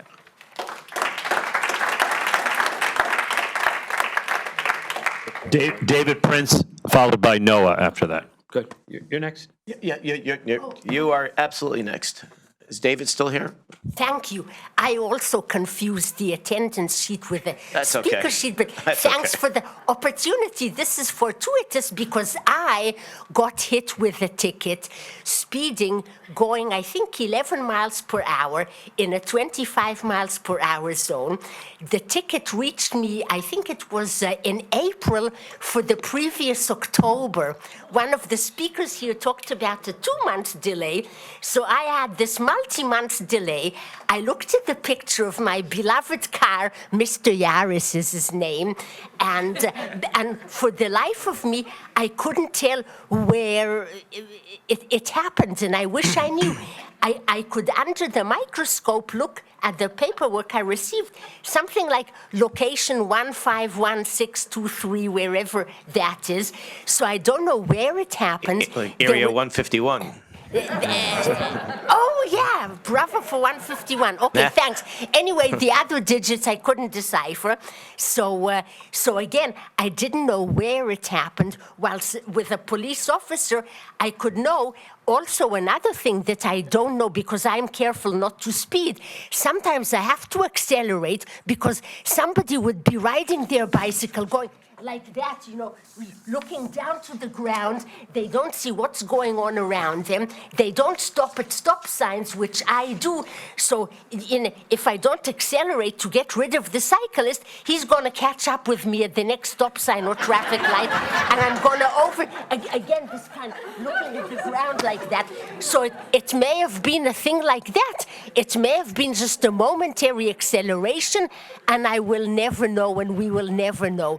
So again, I think these cameras should be, I did pay the fine because I think the GPD is great. They had a great self-defense course a few years ago, and I didn't used to be a fan, but I am a fan now of the GPD, so I thought I'm going to pay the fine rather than contest it.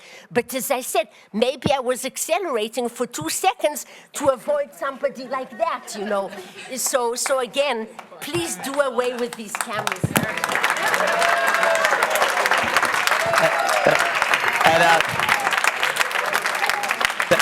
That sounded like a perfect defense to me. Noah to be followed by Leslie Tarkington, who's our last listed speaker. All right, what is your name? You can come right up now. No, you were on the list earlier, but I could not understand. Yeah, I couldn't read your writing. I could not read your writing. Sorry. Yeah.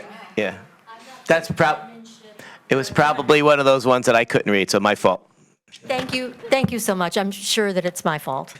I'm sure it's all my fault. Thank you very much, and thanks for the meeting, and thanks for your time and attention, and thanks for your service.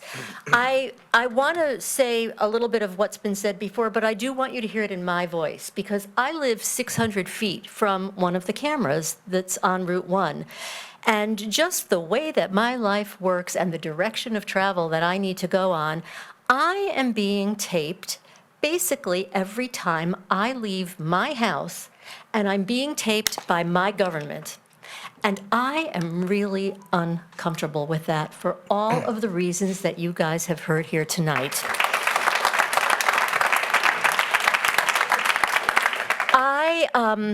I know just this much about AI, but what I know is that you guys, with all respect, don't know about it enough either to guarantee that my facial recognition stuff and my data is not going to end up being used for some purpose that I do not support.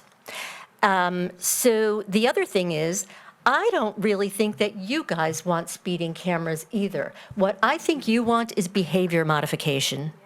And I would be very happy to drive more carefully and slower if I had some visual cues that would help me understand that the 5-lane post road with a downward slope, half a mile visibility, no driveways or residences visible because the road drops off on either side.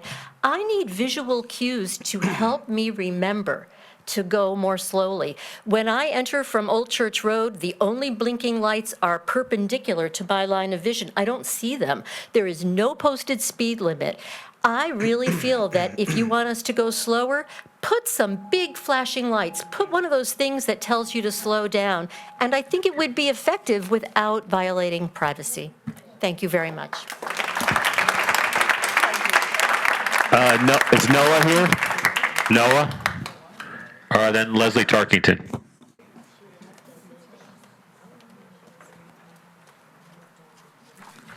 Good evening. Speeding is a safety issue for all, not just students. Speeding became worse since COVID, when driving fast with no one on the road became the norm. Speed cameras, where they have been placed, do not address the speeding problem. Cars no longer detected move onto alternative routes, creating more danger on small neighborhood roads. The current speed camera system has brought danger to my life, not reduced it. I have been passed while driving at active camera times and posted speed limits on both North Maple Avenue between the two speed cameras at the Greenwich Academy South and North Gates, and on North Street in front of the North Street School. I had never been passed at these locations in the half-century that I have lived in my home. These terrifying experiences should be verifiable on your picture data. Passing on North Maple with its rolling terrain is particularly dangerous. On both North Maple and North Street, did the passing driver receive a citation for another safety violation cited in CGS 14-236, crossing a double yellow center line? Also, private schools in residential zones are required by town ordinance to have approved land use site plans.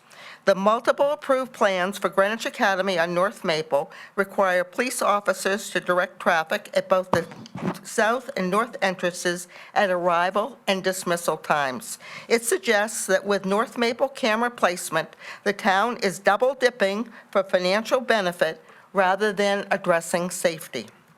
Please address what Greenwich officials and residents consider safety. Do not have consultants from Tennessee or Edmonton, Alberta, Canada.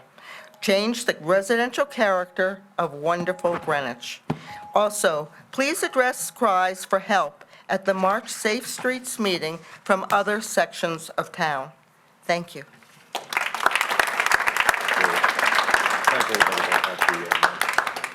So that's the conclusion of our list. Okay, come forward, give us your name.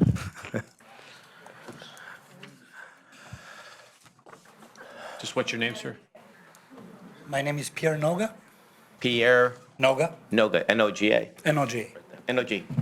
N-O-G-A. N-O-G-A. And I came in America about 30 years ago from a communist country.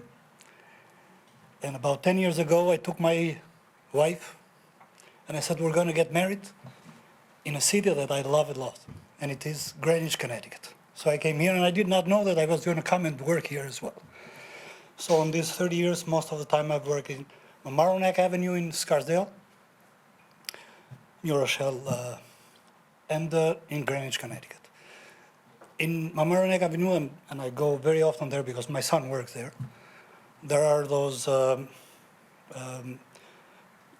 blinking lights. And every time I go, I'm a little fast. I slow down. There are two of them. Time to time, I see the police somewhere in a corner giving tickets to, and it works perfect. And there, I have seen a lot of accidents time to time. Here in North Street, where I live and work now, I have not seen any accidents, and I've not seen a parent with a child walking at school. And I'm there 5-6 times a day.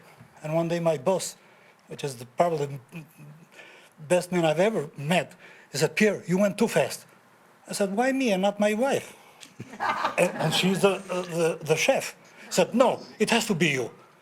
I said, okay, but I'm careful, you know. So why the cameras suddenly now,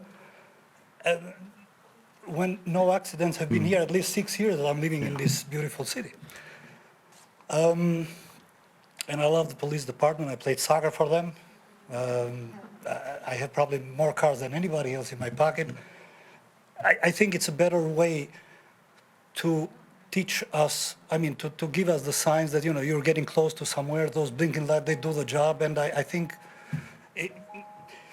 the country I came from, where the rights of people and liberties were taken slowly, I'm feeling it here. I don't know. It's not the same country 30 years ago, and it's gone. Thank you very much. Pierre, thank you very much, and tell your wife not to watch this for what you. She'll catch what you said.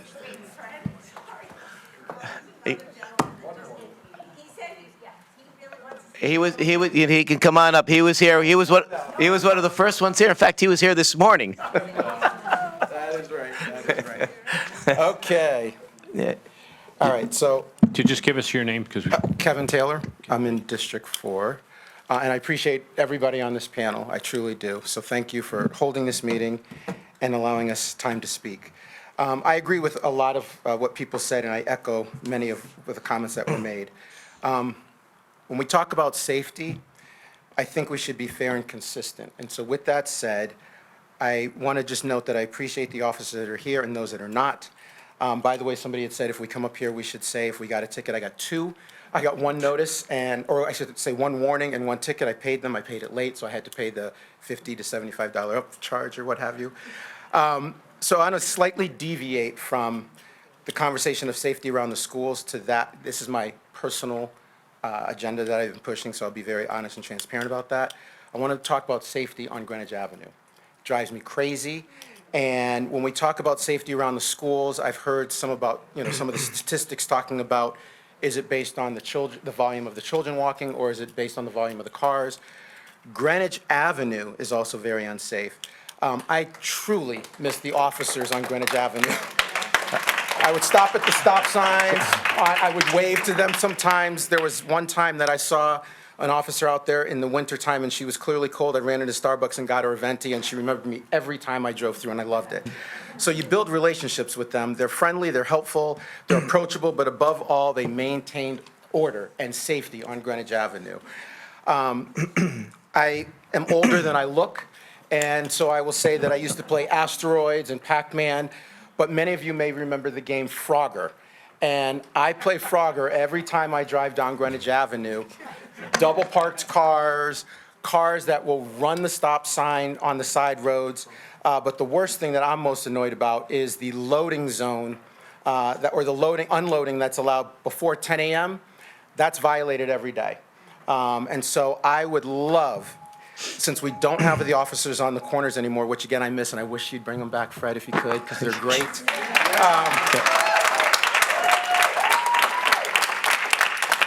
But if you can't, please enforce the loading zones after 10 o'clock. It is so frustrating.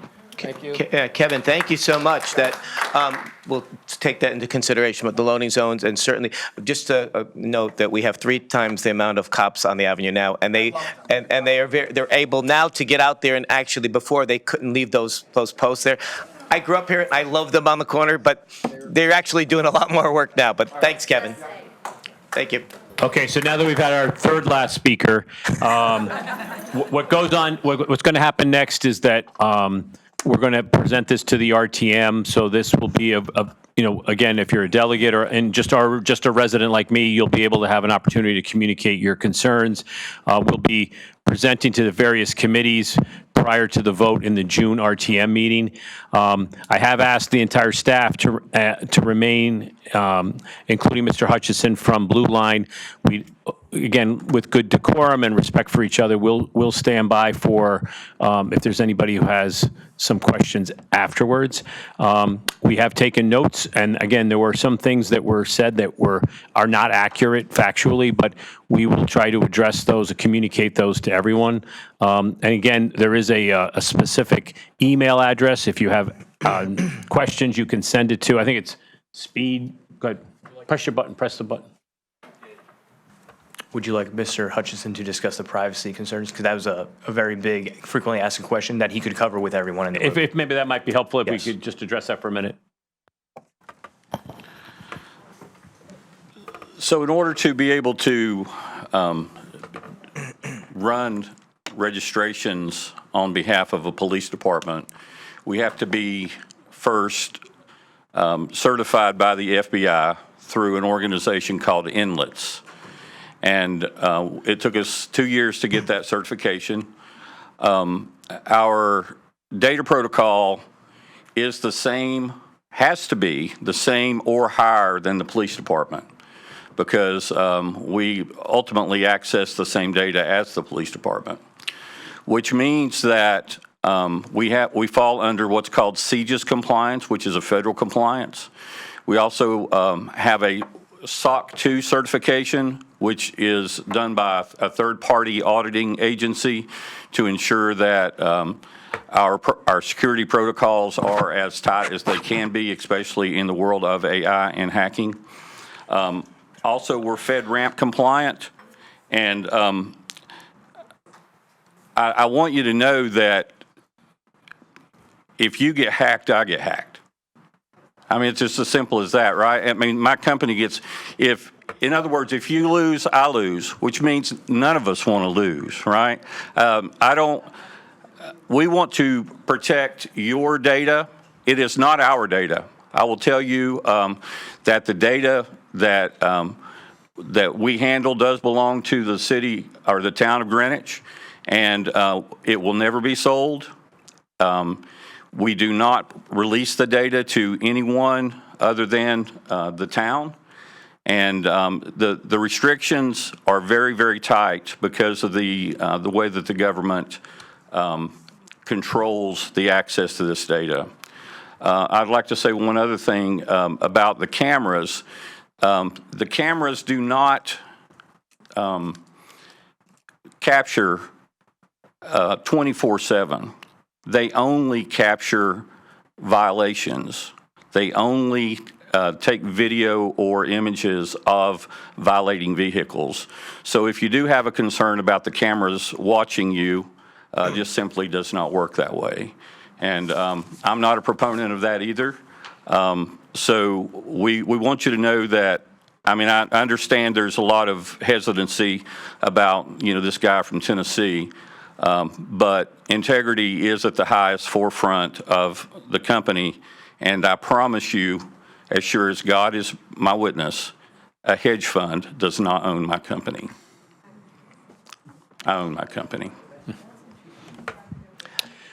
Again, so we've had, I think, everybody who's wanted to speak got an opportunity to speak. We'll be continuing to address the questions before the June RTM meeting. So again, we thank everybody for being here, and this will be available online, and the presentation and the studies will also be online at the Greenwich Police website. Thank you, everybody.